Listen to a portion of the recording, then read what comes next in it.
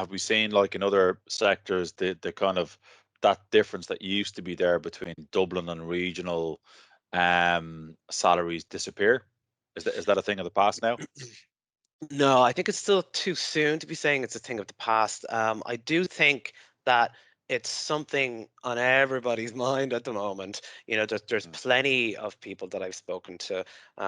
Even on yesterday, I spoke to a client, and both of them, the two people, one was a product manager, and the other was an engineering manager in software engineering, and they had both worked out of their Dublin office, Dublin city centre office, where they lived, not too far away, and they're both living in remote villages in Longford and Mayo now.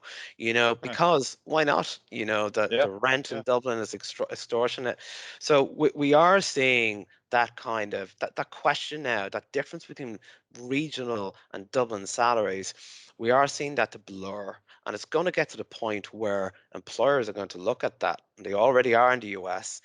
Companies like Facebook, Google, and other companies, specifically Facebook, were in the news earlier in the week or last week, where they allow their employers, their full-time permanent employees, to work in any location within the Yeah. country for tax reasons, but they will pay them accordingly based on where they're living.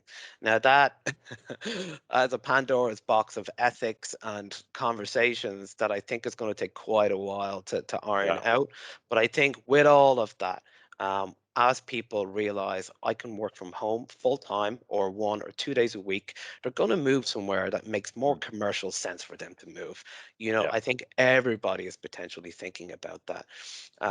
So I think over time, it will become more blurred, and Dublin and regional salaries will definitely, that will be less of the question of, you know the difference between Dublin and regional, be more of a question of, right, how much are you paying for if I live in Dublin, and how much are you paying if I live within Leinster, or how much Yeah. are you paying if I live in Munster or Connacht.